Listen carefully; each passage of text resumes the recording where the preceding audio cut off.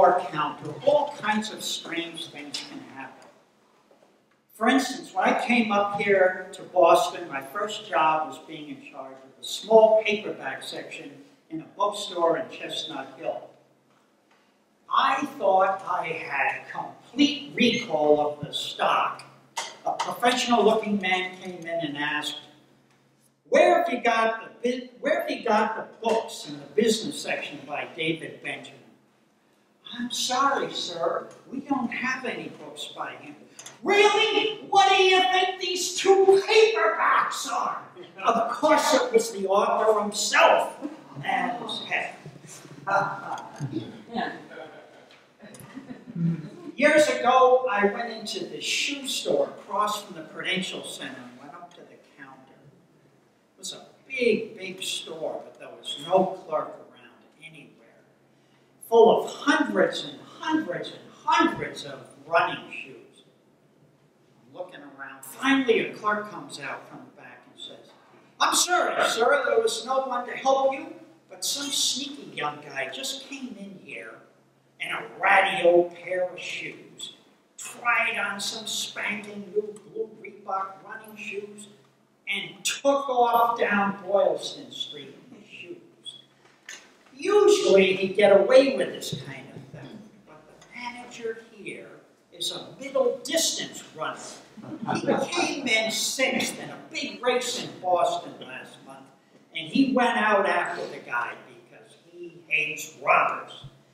He'll let that guy run a few blocks, fall down exhausted on the sidewalk, and wait for the cops that I just called. That dude chose the wrong store to rob. A friend of my wife's was a writer, terrific reader and intellectual, wanted to change America's reading habits, circulate great poetry and fiction in her first job. She was full of zest and enthusiasm just after getting her library degree. And this old man comes up to the counter. She asks in a very kind manner, Sir, what can I do for you? Honey, I'll have 2 scrambled eggs, butter, toast, and a cup of black coffee. The man thought he was in the cafeteria down the street. Now let's see how the counterman in a New York City deli gets along on his job. This poem is called Counterman by Paul Viola. What'll it be? Roast beef on rye with tomato and mayo. What do you want on it? Swipe of mayo, pepper, but no salt. You got it. Roast beef on rye. You want lettuce on that? No, just tomato and mayo. Tomato and mayo, you got it. Salt and pepper? No, no salt, just a little pepper. You got it, no salt. You want tomato? Yeah, tomato, no lettuce. No lettuce, you got it. No salt, right? Right, no salt, you got it. Pickle? No, no pickle, just tomato and mayo and pepper. Pepper, yeah, little pepper. Right, little pepper, no pickle. Right, you got it. No pickle. You got it. Next! Roast beef on whole wheat, please. With lettuce, mayonnaise, and a center slice of beefsteak tomato. The lettuce slayed, if you will, in a Beaux-Arts derivative of classical acanthus.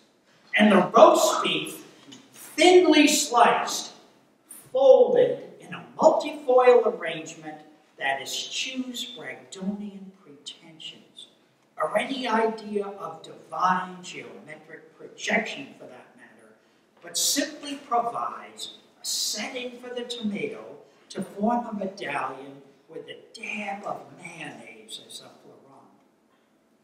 And as eclectic as that may sound, if the mayonnaise can also be applied along the crust in a Vitruvian scroll, and as a festoon below the medallion, that would be swell.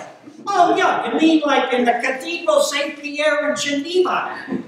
Yeah, but the swag more like the one below the rosette at the Royal Palace in Amsterdam. You got it. Next.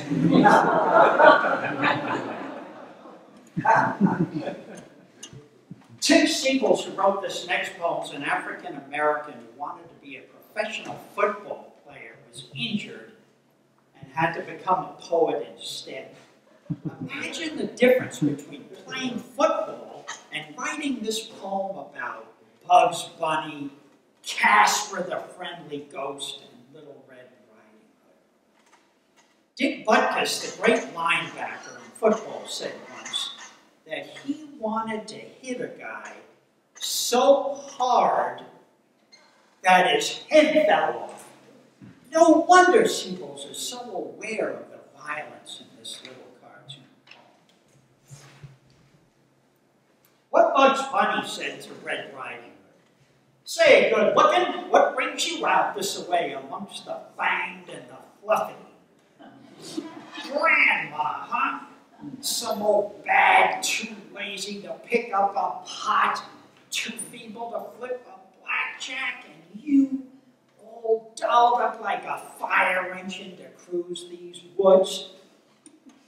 This was your mother's idea. Has she been living in a Cracker Jack box or something? This is a tough neighborhood, mutton chops. You got your badgers, your wild boar, your hardcore grizzlies, and lately, this one wolf's been acting pretty big and bad. I mean, what's up, Doc? Didn't anybody ever tell you it ain't smart to stick out in wild places? Friendly, you want friendly? You better try Detroit. I mean, you're safe with me, sweet cakes, but I ain't a meat eater. You heard about Goldilocks, didn't you? Well, didn't you? Well, little Miss Sunshine, little Miss I'm so much cuter than thee, got caught on one of her sneaky porridge runs, and the three bears weren't in the mood. So last week, the game warden nabs baby bear, passing out her fingers to his pals.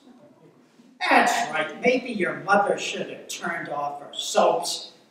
Take a peek at a newspaper. Tune on some cartoons, for Pete's sake.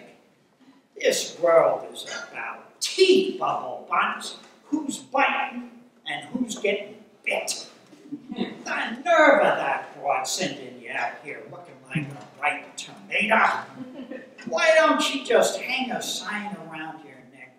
Get over here and bite my legs. Cover me with mustard and call me a hot dog. All right, I'll stop. Listen, Red, I'd hate for something unpleasant to find you out here all alone. Grandma, Schmanma, better call Domino's. They're paid to deliver. Besides, Toots, it's already later than you think. Get a load of that chubby moon up there. You can't count on Casper tonight either. They ran that potato head out of town 2 months ago, trying to make friends all the time. He makes you sick after. Look, Cinderella, I got some candles and some cold uncola back at my place. What do you say? You got any artichokes in that basket?